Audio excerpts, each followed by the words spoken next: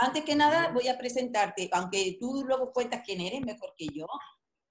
Tengo que decir que Fernando es uno de los monitores Starlight de Aliaga.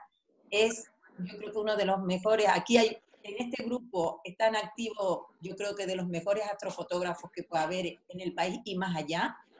Entre ellos, pues, Tony, Toño, Fernando y muchísimos más. Pero hoy de lo que mañana nos va a hablar de fotografía y astrofotografía, pero hoy de lo que nos va a hablar es del calendario y la Pascua y astronomía por necesidad, casi por obligación, ¿verdad, Fernando? Así que te dejo la palabra, nos ponemos en modo de silencio y te toca el turno a ti. Y después le va a seguir Historias del cielo palmero por Michel Fuentes, que nos va a contar un poquito más de historias del cielo de La Palma. Así que vamos a pasar de Aliaga, desde Aragón, nos vamos a ir a La Palma, a las Islas Canarias. Así que hoy viajaremos en el espacio y en el cielo. Hernando, todo es tuyo. Y gracias a todos por estar otra vez aquí. Estoy feliz de verdad de compartir. Yo creo que es un momento que más que nunca necesitamos la suma de las energías, las ilusiones, de la esperanza. Y esto ayuda a pensar en que cuando salgamos vamos a salir a tope con las pilas cargadas y con mucha ilusión por nuevos proyectos. Así que nada, me callo y adelante, Fernando. Bueno, pues saludos a todos. Es un placer compartir con vosotros y compartir desde lo poquito que yo sé, y además habiendo visto ahí en el chat y en las imágenes a gente que sabe mucho más que yo. Pero bueno, vamos a intentar compartir algo. Voy a ver si puedo compartir mi ventana. He hecho una pequeña presentación que la hice, como veis aquí. ¿Ya se ve la presentación? Sí. Muy bien. Pues se hizo con motivo del 29 de febrero, de una celebración que tuvimos muy interesante, que decidimos llamarla Deslumbrados por la Galaxia, porque no me dejaron poner el título original, que era Locos por la Galaxia. Pero también era una celebración para celebrar este 29 de febrero. Y esto viene de la experiencia, de la decisión de tener que buscar estas fechas que tenemos en el calendario, estas fechas en las que nosotros vamos, a ver si hago avanzarla aquí, en la que nosotros vivimos el tiempo, ¿no? Escuchamos el calendario y vivimos el tiempo como seres vivos, pero como seres humanos nosotros tenemos que contarlo de una manera particular, de una manera humana. Y este paso del tiempo es el que ha hecho la historia de nuestro calendario. Tenemos una regularidad del Sol recorriendo el firmamento. Es lo que saben los pastores de nuestra tierra y lo que pueden calcular diciendo que dentro de un par de horas será ya noche o que debemos darnos prisa para llegar a mediodía a tal sitio. Nosotros también tenemos una percepción del tiempo a través de la noche, porque las estrellas van avanzando de una manera precisa, dando una vuelta casi cada 24 horas, ¿verdad? Esta percepción se hizo desde muy pronto con la construcción de relojes de sol, relojes también de estrellas, que también existen, y pronto con artilugios mecánicos, desde la clepsidra hasta los relojes de arena y después, más adelante, los relojes mecánicos. Esta es la historia de las horas, una historia muy interesante, pero en la que no vamos a entrar. A ver, avanzar. Nosotros pasamos de contar los días a aunar en unidades más grandes, unidades que tengan más sentido. Y esta duración de días, en primer lugar, no es uniforme, ¿verdad? El Sol sigue distintas trayectorias, siempre va recorriendo el mismo ángulo cada vez, pero en invierno es una trayectoria más baja, empieza más hacia el sureste y dura menos tiempo hasta que se oculta por el suroeste, mientras que en el equinoccio sale exactamente por el este, alcanza el punto medio y se va por el oeste. Y en verano, en las latitudes nortes, pues sale por el noreste. En el hemisferio sur sucede al contrario, las estaciones están cambiadas, pero este ciclo ha sido especialmente importante. Este ciclo es muy importante de medir y una manera de medirlo, de agrupar días, es utilizar la luna. La luna tiene un ciclo de 29 días, 12 horas, 44 minutos desde la luna llena hasta la siguiente luna llena o desde la luna nueva hasta la siguiente luna nueva. No es exactamente el ciclo orbital, ¿verdad? Porque en ese tiempo la Tierra ha cambiado de posición y hasta que la luna se pone perfectamente opuesta al Sol o perfectamente alineada con el Sol, pues ocurre algo más de tiempo que su propia órbita. Pero tenemos ahí dos problemas. Y es que estos meses, que en principio empezaron siendo para los pueblos antiguos los ciclos lunares, pues son de 29 o 30 días. Ya hemos dicho que pues, el periodo es de aproximadamente 29 días y medio. Y de ahí viene nuestra semana como el tiempo en que pasamos de una fase a la otra, de la luna nueva a la luna creciente, de la creciente a la luna llena. Y a partir de ahí salieron los calendarios lunares. En muchas culturas se contaban lunas y los meses eran de 29 o 30 días. ¿Cuál es el problema? El problema es que las estaciones no coinciden con estas lunas. Por ejemplo, ya sabéis que el Ramadán va avanzando a lo largo del año. Yo recuerdo hace unos años cuando el Ramadán era en verano y tenían que hacer ese ayuno de una manera brutal, y ahora va a ser dentro de poco, así que va variando a lo largo del año.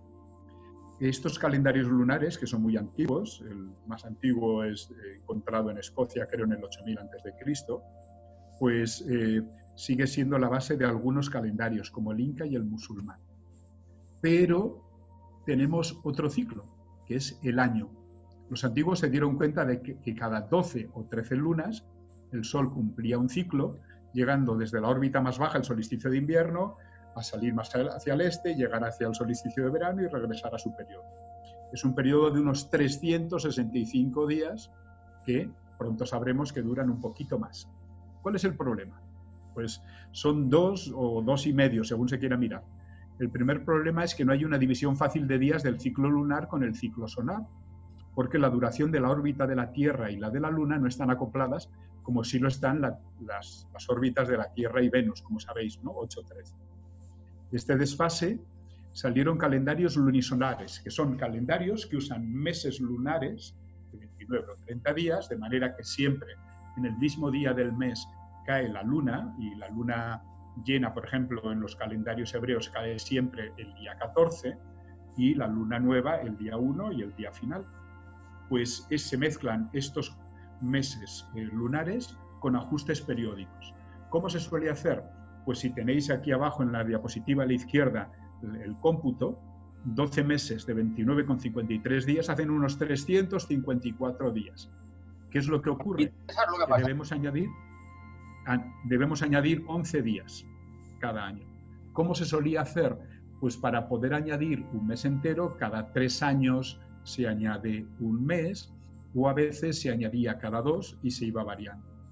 Tenéis allí también un dibujo de la estela de Quiriguá del calendario maya, con ese famoso inicio del tiempo según el calendario maya, que inicia en el 13 Bactún, 0 Catún, 0 Tún, 18 Unai, 0 Kin, 4 Ajau y 8 Kumú. Y esta es la fecha que propició todo este lío del 13 Bactún, cuando tenía que cambiar el periodo. Es uno de los calendarios más antiguos y más eficaces, muy interesantes. Si veis aquí, tenéis un calendario lunar para el año 2020 y podemos ver este desfase. Fijaros en los puntos negros que indican la luna nueva. En enero cayó el 24, que era Friday, está por ahí un pequeñito. Es un hermoso calendario que he sacado de internet. Pero si miráis en diciembre, tendremos que la luna nueva caerá el 14 de diciembre.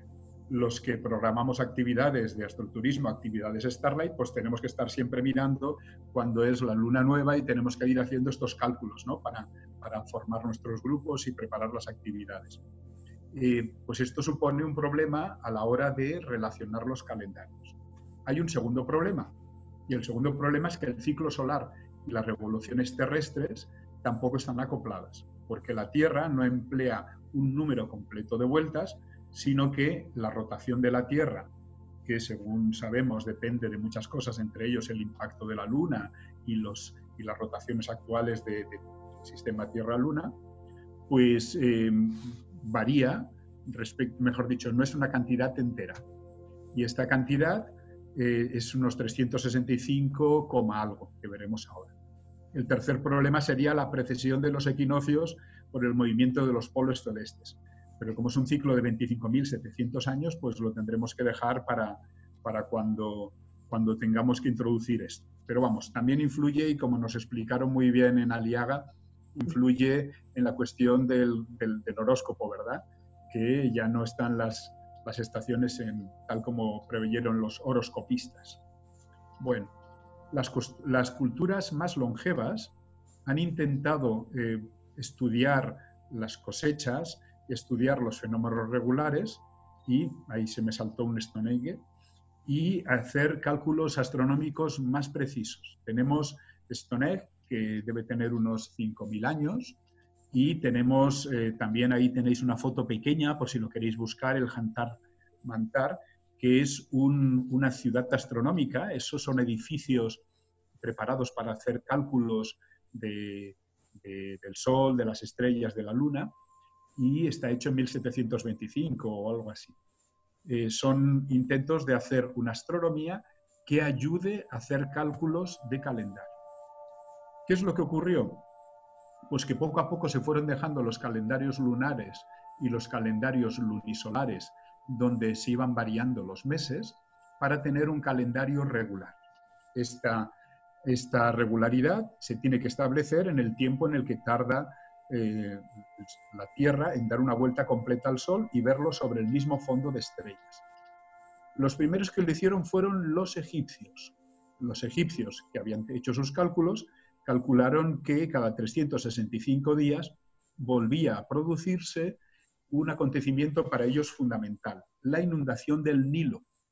Esto les llevó a establecer un calendario de 3 estaciones, porque eran las únicas 3 estaciones que ellos necesitaban, con 120 días, y luego al final les quedaban 5 días extras.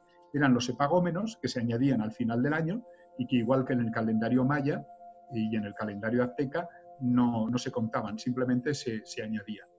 ¿Cómo se contaban? Pues tenían un fenómeno curioso. En el Alto Egipto les ocurría el orto helíaco, es decir, el primer día del año, los primeros días del año, en el que se puede llegar a ver una estrella. No, gracias. Sale. No, gracias. Esta estrella, pues es Sirio, la estrella más brillante del firmamento, y salía justo cuando iba a empezar la inundación del Nilo. Esta fecha era de absoluta importancia y formaba toda la cultura y toda la vida de Egipto.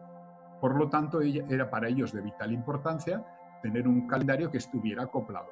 Cuando los astrónomos, en ese caso también muchas veces eran los sacerdotes, veían que empezaba a aparecer Sirio, sabían que empezaba todo el ciclo, avisaban, retiraban sus casas y dejaban que el Nilo inundase todo y llenase aquello de vida, y empezaba el año. El año empezaba hacia junio.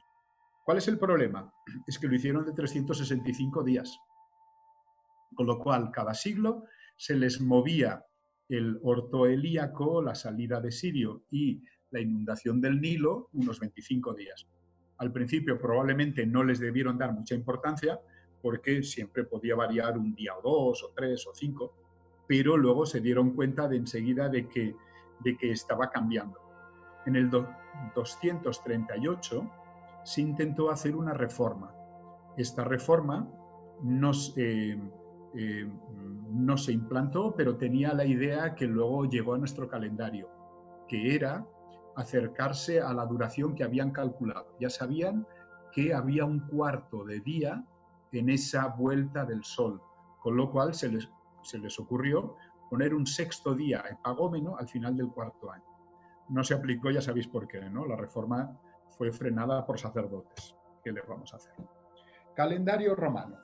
Los romanos tenían un calendario lunar que iban corrigiendo con meses añadidos, y este calendario tenía pues bastantes particularidades. En primer lugar, empezaba en primavera, el primer mes dedicado a la guerra, el mes de marzo, abril, el que abre, mayo, el del crecimiento, y luego iban con ordinales.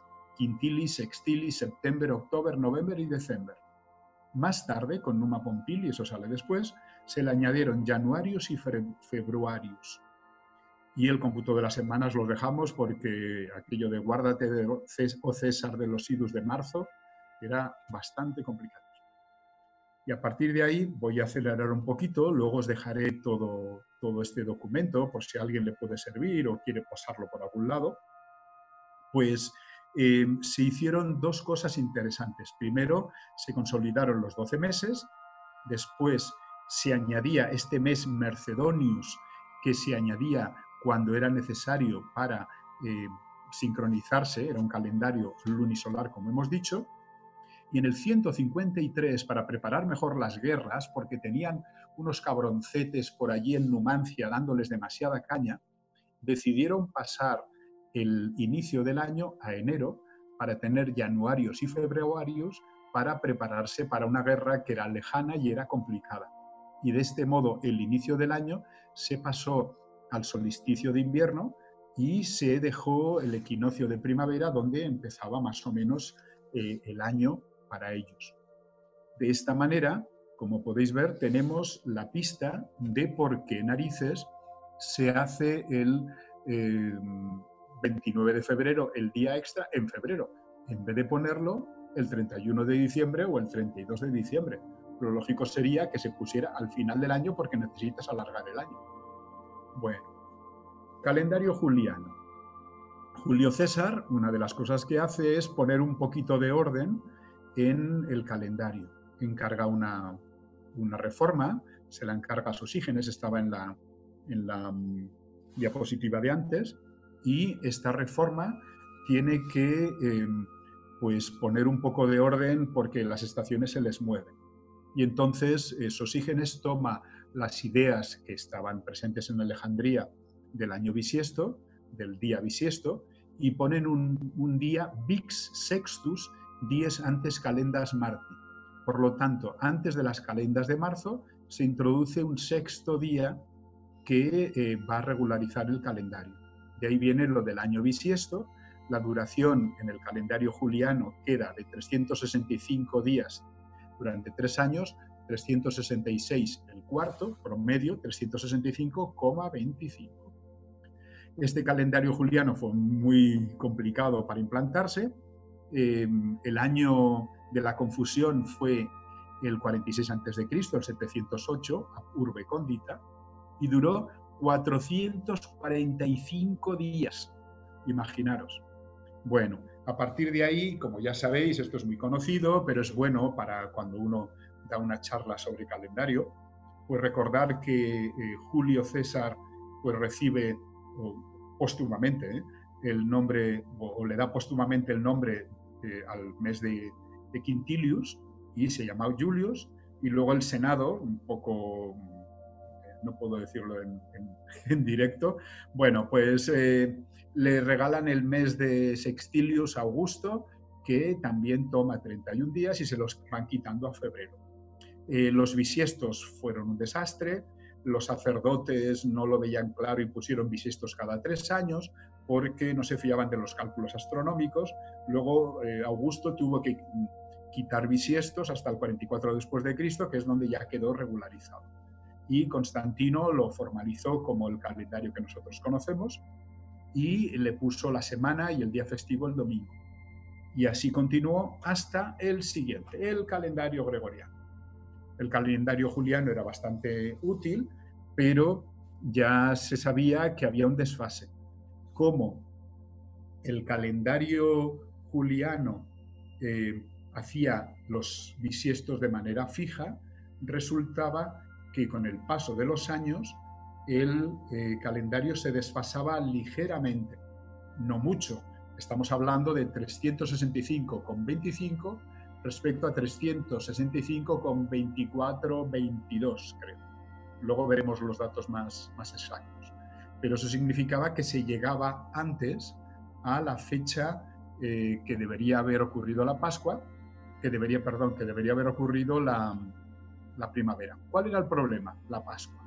La Pascua, que es la fiesta principal del judaísmo, que como sabéis está establecido en Éxodo Éxodo 14 no, es Éxodo 12. Ahí me he equivocado, ¿eh? Como está explicado en Éxodo 12, debe ser el día 14 del primer mes, porque ellos empiezan los meses en primavera, y de esta manera en la luna llena se hace la celebración de la Pascua, que es una celebración de la salvación del pueblo. La Pascua cristiana conmemora la resurrección de Cristo y según Juan 18:28 sabemos que ocurrió el día después, no, esto lo corregiré enseguida. La resurrección de Cristo ocurrió el día después. La muerte de Cristo ocurrió el día de antes. Por eso Cristo resucitó al tercer día. ¿Vale? Y sabemos que ese año la Pascua fue muy solemne porque cayó en sábado. Y tenéis incluso las citas. Y los primeros cristianos celebraban la pasión y la resurrección celebrando según el calendario judío, según el calendario de lo que ellos eran, y celebraban la resurrección con la Pascua judía. Y en el siglo II empezó una polémica que podéis buscar sobre este tema, sobre cuándo celebrarla.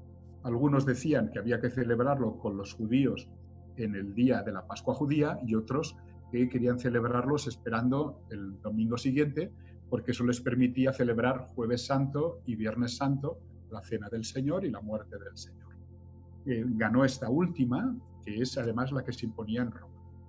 De todos modos, en 1515, en el Quinto Concilio de Letrán, se había intentado ajustar un poco las fechas. Hay una propuesta de Salamanca muy interesante, pero no prosperaron. Y en 1575, un astrónomo, Luis Lilio, propone al Papa Gregorio XIII un estudio para reformar el calendario y terminar con el desfase junto con las imprecisiones del calendario juliano, de manera que la Pascua quedara fija y todos los pueblos de esa cristiandad común pues estuvieran organizados y celebrasen la Pascua de la misma manera, sin dudas y divisiones. En esta comisión destacó además otro jesuita, el gran matemático Cristóbal Clavius, defensor del geocentrismo, pero bueno, que era un gran astrónomo. ¿Y qué es lo que hicieron? Pues con una bula Inter Gravísimas del 24 de febrero de 1582, me estoy pasando de tiempo, pues se reformó y se puso estas normas. Primero, un salto de 11 días para volver a ajustar las estaciones. El día de cambio, estábamos en febrero, sería el 4 de octubre. El 4 de octubre, jueves, sería seguido por el 15 de octubre sin cambio de semana, sería un viernes. Y las otras reformas son que se mantienen los años bisiestos cada 4 años, en los años divisibles por 4, pero hay que reducir un poquito esos años bisiestos. Y de esta manera no se celebrará el bisiesto de los años terminados en doble cero, 1700, 1800, 1900, pero sí se celebrará ese bisiesto cada 400 años reformando la regla que acabamos de decir. Esto lleva a que sean bisiestos estos años y que el año 2000, que no debería haber sido bisiesto, como no lo fue en 1700, 1800 y 1900, por la regla de los 400 sí que fue. ¿Qué es lo que hemos conseguido? Pues que, en primer lugar, perdiéramos 10 días. Fue el año más corto de la historia. Mucha gente se quejó, hubo teorías de la conspiración, el Clavius el jesuita, tuvo que hacer un libro diciendo que él era inocente y que no tenía nada que ver con ello y que lo había hecho por la ciencia, pero al año siguiente y todos los años siguientes ya quedó reformado. Y una curiosidad histórica, resulta que el 4 de octubre de 1582 murió al anochecer en Alba de Tormes a las 9 de la noche Santa Teresa de Jesús.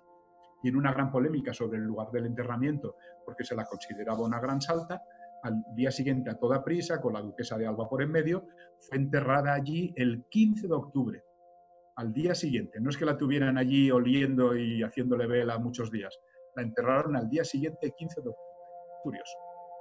Y la precisión, pues cada 3.300 años vamos a tener un día de problema. De todos modos, como hay diversos problemas secundarios, pues ya lo mirarán. Seguramente lo que harán será añadir un día extra si es que lo necesitan. Y la Pascua, pues bueno, la Pascua se celebra con una regla muy sencilla, que es la que hay que aprenderse. El domingo inmediatamente sucesivo a la primera luna llena de primavera. Es decir, se busca la primera luna de primavera. Esta caerá entre lunes y domingo.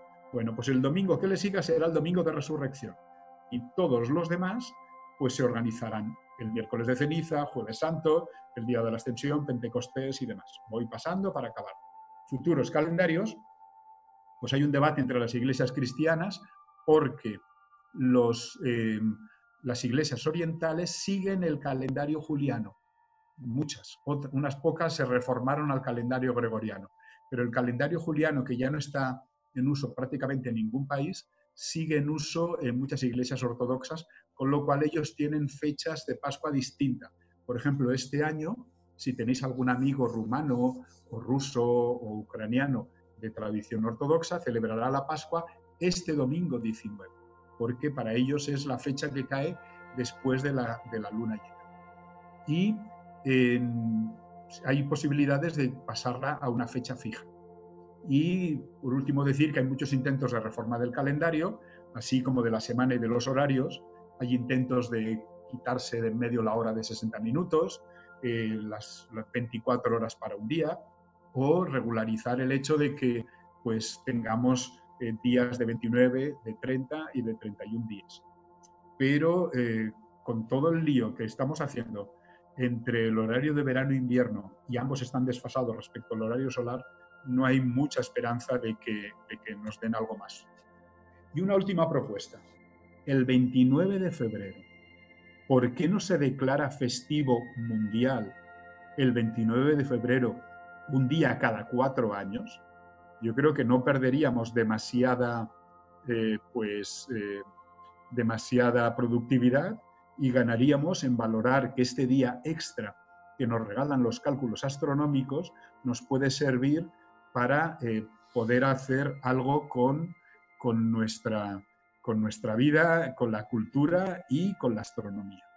Y una última cosa, ¿por qué es tan importante esto? Esto no lo he puesto ya no, esta es la última, quería haber puesto una cosita más. Pues esto no lo he puesto en la presentación, pero esto es lo que nos permite saber que ahora ya podemos empezar a preparar la sementera y que, al menos aquí en Teruel, el 15 de mayo, todos los años, nos arriesgamos a poner las tomateras porque ya sabemos que no se nos van a quemar demasiado. Muchísimas gracias y hasta aquí la presentación. Bravo, fantástico. Muchísimas gracias, el vídeo congelado. Muy bien. Muy amable, ha sido una fantástica exposición, una recopilación interesantísima. Es muy complejo el calendario porque engloba saber astronomía, saber de historia, es de los aspectos quizás más complejos también para transmitir al público. Yo creo que la charla y la ponencia que acabas de dar y los contenidos de material van a servirnos a todos muchísimo a la hora de hacer una exposición o de contar, ¿no?, lo complejo y lo importante que es la astronomía a lo largo de todos los tiempos para medir los diferentes periodos y el curso del tiempo. Si les parece, a lo mejor alguno quiere hacer alguna pregunta. Vamos un poquito atrasados, pero tenemos tiempo. Si quieren, hacemos una pregunta nada más. A ver, pregunto. ¿Puedo? Vale. María Antonia soy. Ha hablado de la celebración en diferentes días a nosotros de la Pascua de la Iglesia Ortodoxa de los países del Este, pero eso influye solo a la Iglesia Ortodoxa. ¿Estos países tienen el calendario todos exactamente igual que el nuestro? El calendario litúrgico varía de iglesia en iglesia. Las iglesias ortodoxas tienen una unidad en la independencia. Son más una federación que la idea que tenemos nosotros de la Iglesia Católica. Pero la mayoría de ellos siguen utilizando el calendario juliano y la mayoría siguen celebrándolo según ese calendario. Por lo tanto, muchos de ellos este año, el 19 de abril. Yo he llegado a celebrar con algunos amigos ortodoxos la Pascua a principios de mayo y fue una experiencia fantástica con la Iglesia etiópica. Pues pasamos a Michelle. Michelle. Pues nada, soy Miguel Fuentes, o Michel, todos me conocen por Michel. Soy guía Starlight de la primera camada, por decirlo así, que se hizo el curso aquí en la isla de La Palma, en Canarias. Y bueno, yo quería un poquito hoy dedicar este espacio cortito un poco para el storytelling. El storytelling es un recurso súper importante que podemos aprovechar a todos los que nos guste dedicarnos a la divulgación de la astronomía, tanto como para complementar actividades como para hacer directamente solamente storytelling, pero siempre con un plan B en caso de que nos pueda suceder algo en alguna observación o por inclemencias del tiempo, lo que sea, pues siempre un plan B es tener también algo de storytelling, igual que también a la hora de observar constelaciones en el firmamento y demás, pues tener ese recurso histórico para poner en contexto también a la gente que está con nosotros, ¿no? Y bueno, yo voy a intentar ser lo más cortito posible. Mi espacio se llama Historias del Cielo Palmero, porque son historias reales que han sucedido aquí en la isla de La Palma y que están vinculadas de manera, por decirlo así, bastante tierna a la astronomía. La primera historia, que son dos cortitas, la primera historia que quiero relataros, para mí es muy especial porque le sucedió a una tía abuela mía, tía Julia se llama, que el domingo hubiera cumplido 105 años, murió con 102, la tía, vamos, una crack y fue una currante durante toda su vida impresionante. Y bueno, y ella desde chiquitito siempre me contaba una historia y os la voy a contar. Le sucedió a ella junto con sus hermanas y mi abuela, y se titula La oscuridad que nos trajo la luz. Corría el 2 de octubre del año 1959 y Julia de Paz Rodríguez y sus hermanas habían decidido subir temprano a los Corralitos, una parte alta del monte de la zona norte de la isla de La Palma. Pues con lo despejado que había amanecido el día, parecía que iba a ser calor y había que bajar unos cuantos fejes de monte para los animales. Tomaron sus enseres y unas grandes panelas de paja para protegerse bien del sol y se dirigieron al sitio. Una vez allí y localizada la parte donde el monte estaba más verde y más fresco, se pusieron a la labor. Cantando, riendo, contando anécdotas, ya habían juntado unos cuantos montones de monte cuando de repente empezaron a oír extrañadas el canto de los grillos y como el ruido de las aves de la zona comenzaba a dejarse de oír. Y de repente empezó a oscurecerse poquito a poco hasta el punto que casi no se veía nada. Y una de las hermanas gritó: Julita, Julita, esto es el fin del mundo. ¿Cómo iba a ser posible si acababa de amanecer hacía unas cuantas horas que ya fuera de noche otra vez? Esto es el diablo, gritó otra de las hermanas. Y enseguida todas se pusieron de rodillas y empezaron a rezar mientras sollozaban entre lloros y gimoteos, pensando que allí sería el final de todo aquello que conocían. Pero para su sorpresa, y creyendo que sus rezos habían surtido efecto, el sol empezó a brillar de nuevo con la misma fuerza que lo había hecho hasta hacía un rato. Salieron despavoridas barranco abajo, dejando incluso la comida de los animales y pensando en llegar a casa a contar a su familia lo sucedido. Una vez en casa, las mujeres contaron lo sucedido a su madre. Y ella trató de tranquilizarla, pues se había enterado por otros vecinos que había habido un eclipse de sol. Pobres mujeres, desgraciadamente por los años que corrían, casi no habían ido a la escuela y con mucho esfuerzo habían aprendido a leer y a escribir. ¿Qué iban a imaginar que aquello que les había sucedido era un eclipse de sol? Y cuánto menos que era un hecho común y frecuente en determinadas épocas del año. Los periódicos de la época ya hablaban que el 2 de octubre de ese año se produciría un eclipse en las islas. Pero no todo el mundo tenía acceso a ello, y muchas personas les pilló por sorpresa, tanto por el desconocimiento del hecho como por su naturaleza. Tan sabido era que se iba a producir el eclipse que muchos científicos del mundo llegaron a las cumbres de la cercana isla de Tenerife, algunos también a La Palma. para estudiarlo y llevar a cabo observaciones que arrojarían mucha información para conocer este hecho. Incluso un avión procedente de los Estados Unidos vino a las islas y sobrevoló el cielo a más de 20.000 pies de altura para observar el eclipse con más precisión. Esta fue la primera oportunidad que se tuvo para conocer que los cielos de La Palma y de Tenerife y de las islas en general eran magníficos para la observación astronómica. Y se dio paso, más de 3 décadas después, a la primera luz de los afamados observatorios del Roque de los Muchachos en La Palma y de Izaña en Tenerife.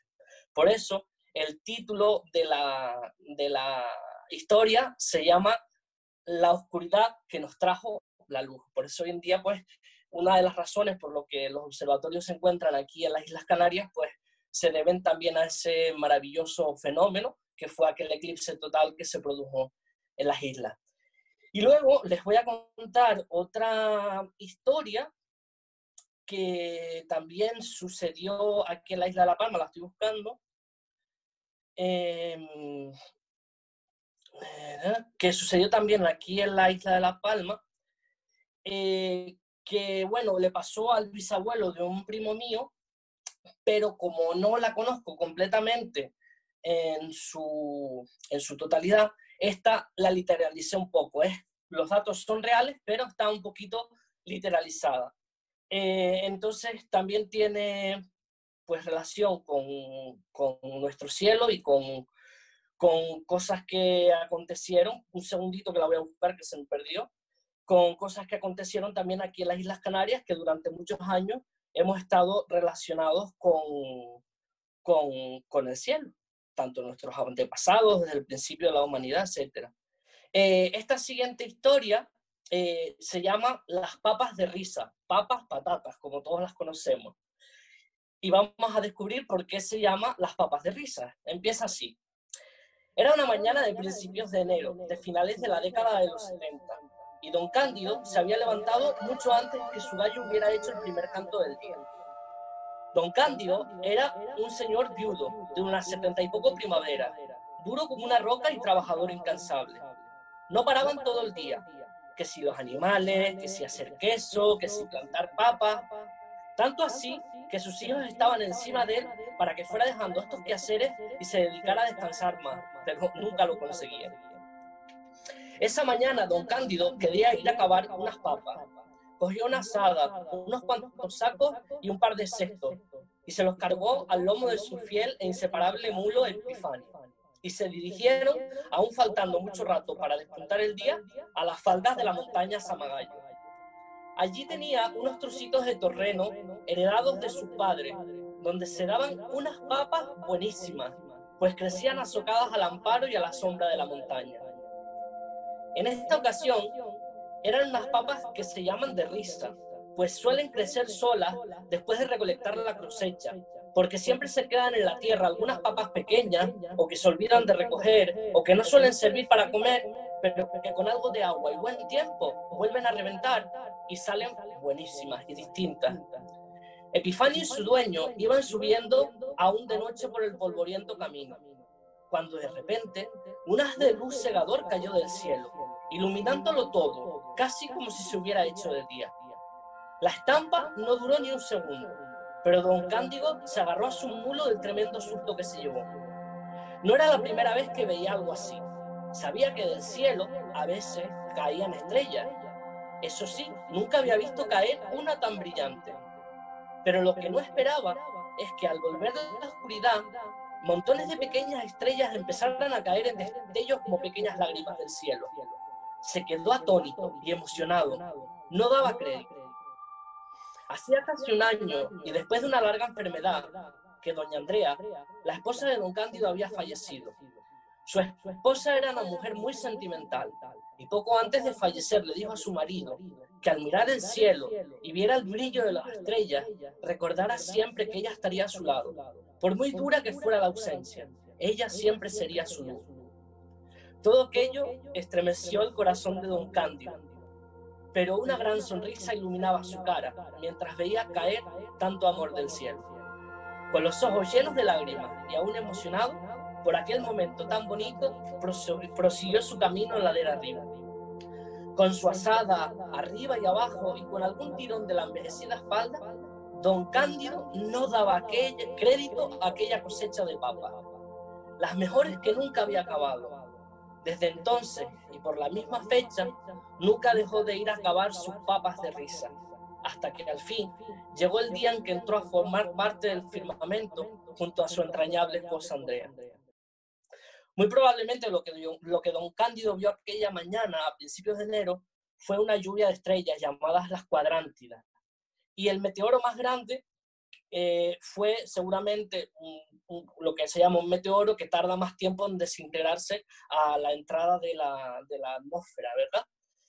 Y que les explico que las cuadrántidas son una lluvia de meteoros de alta actividad. Su periodo de apogeo es entre el 1 y el 5 de enero. Su periodo máximo de apogeo es el 3, suele ser el 3, y este fenómeno es una de las lluvias más activas del año, junto con las lágrimas de San Lorenzo en agosto o las Gemínidas en diciembre. Las cuadrántidas son meteoros de velocidad moderada que irradian desde la constelación de Boyero o Butz, que sin embargo reciben el nombre de la desaparecida constelación Quadrans Mularis, que hoy la ocupa en el cielo Boyero. El cuerpo progenitor de esta lluvia de estrellas probablemente fue uno que se identificó como el asteroide 2003 EH1, que se cree a su vez que salió del cometa C/1490YI, que lo observaron por primera vez astrónomos chinos, japoneses y coreanos hace unos 500 años. Pues nada, hasta ahí. Espero que les haya gustado. Son historias con corazón porque son reales, y sepamos que la astronomía no solamente es ciencia, sino que también está en nuestras vidas de manera intrínseca. Voy a comentar algo fantástico también, y me encanta que hagan esa lectura, que efectivamente cuando hablamos con la gente, cuando compartamos, es tan importante hablar de qué son esos puntitos brillantes y hablar de la ciencia y de la astrofísica y ser riguroso como contar estas historias, que cuando me preguntó Michel, lo compartió en el curso que hicimos el año pasado de guías y monitores Starlight en La Palma, que él estaba haciendo la actualización, compartió alguna de las historias y me preguntó, ¿puedo contarlo? Digo, no es que puedas, por favor, cuéntalo y compártelo. Así que, bueno, ¿alguno quiere comentar algo? ¿Quiere preguntar algo? También decirte, es verdad lo que ha dicho del eclipse de sol.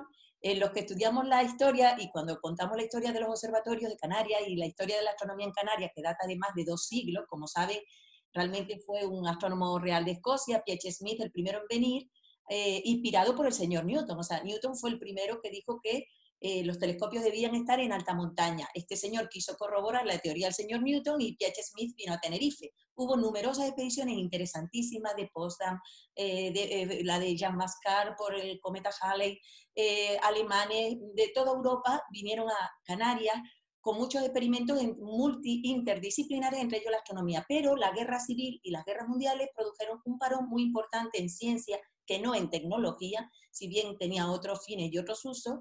Pero luego fue ese eclipse de sol que era visible desde Canarias que atrajo la atención de numerosos científicos, también españoles. Y fue en esa expedición, después del año 59, justo para ver, del año 56, para ver el eclipse de sol, que vinieron el profesor Francisco Sánchez, Romañato, Roja, un jesuita, y ellos vinieron a Canarias a hacer las primeras expediciones. Y ese fue el origen de la historia de nuestros observatorios. A raíz realmente, bueno, fue anterior, pero tuvo un parón y se reanudó con ese eclipse del que hablaba el Michel, ¿no? Así que sí, gracias Michel por compartirlo. Si alguien quiere preguntar alguna cosita, a Fernando, a Michel, se pone el modo altavoz y que comparta. Yo. Ledesma. Sí, ¿me oyes? ¿Me escuchas? Perfecta. Gracias. Pater, un placer oírte. Y Michel, 3/4 de lo mismo. O sea, da gusto, ¿no? El pasar un ratito y nos quedan, 6 minutitos para salir fuera. Me imagino que todos lo haremos recordando lo que en esta fecha supone. Pater, qué bonito, con cariño siempre, ¿no? Fernando, qué bonito lo que apuntaste, porque el año pasado, creo recordar que la luna llena la tuvimos en el juego del 20 de marzo, 21 de marzo. Y el concilio de Nicea, que trataba además el arrianismo, año 325 de nuestra era, uno de sus propósitos, aprovechando los 300 y pocos obispos que se reunieron, de los 1800 que estuvieron, que en aquel entonces habían en la época de Constantino I, se acordó eso, que el domingo siguiente al primer plenilunio de la primavera ha acontecido tras el 20 de marzo. Era curioso, ¿no? Para diferenciar, has hecho un recorrido histórico de tiempo. Yo que soy enamorado de los mayas, que hemos tenido la suerte de acercarnos a las tierras mayas también, el calendario es una de las grandes pasiones, porque el espacio y el tiempo se aunan en la astronomía, con lo cual, pásame esto, por favor, ya hablaremos también, que es una cosita muy bonita para compartirla. Y Michel, en tu caso, y termino ya, mi perra que ciega estaba diciendo quién es esa persona que está hablando, y estaba, pero con las orejillas hacia arriba, y las ha embelesado a ella. A mí me has puesto los pelos de punta otra vez, por lo cual agradecimiento muchísimo. De verdad, gracias a ambos. Muchas gracias, Ledesma. Oye, y ya, oye, antes de que se me pase y antes de irnos a aplaudir, decir que lo que tengo detrás que me preguntaba es, esta vez he ido al Renacimiento y es una obra, es el origen de la Vía Láctea, es un óleo sobre lienzo del Tintoretto, llamado Jacobo Comín, pero bueno, el nombre artístico era Tintoretto, y como ven es el origen de la Vía Láctea, que como saben, la diosa Hera, según la mitología griega, la diosa Hera estaba amamantando a su hijo cuando lo retira bruscamente del pecho, cuando era la mujer de Zeus, cuando sospecha que su marido, que era pues promiscuo por naturaleza, pues era su hijo bastardo, es decir, era el hijo de Zeus con la mortal Alcmena. En ese momento, al retirarle ese chorro de leche, dio nombre a la Vía Láctea. Entonces, nunca hay que olvidar que toda esta historia también es parte de la astronomía y de lo que tenemos que contar. Así que hoy he puesto a Tintoretto y mañana, pues también sorpresa. Mañana espero verles a todos nuevamente. Ya les digo, les mandaré información, ya también crearé un formulario para tenerlos a todos registrados. Y me decía Dragana que por favor aquellos que van a dar la charla mañana se pongan en contacto con ella, ¿de acuerdo? Para que les metan un grupito y dar una serie de pautas. Así que un abrazo enorme a todos, de esos que echamos de menos, ya no los daremos, espero pronto, y les espero mañana, ¿de acuerdo? ¡Bravo! A ustedes. Un abrazo enorme. Gracias. Cuídense mucho todos. Chao, cuídense. Chao, adiós. Chao, chao. Hasta mañana, gracias. Hasta mañana.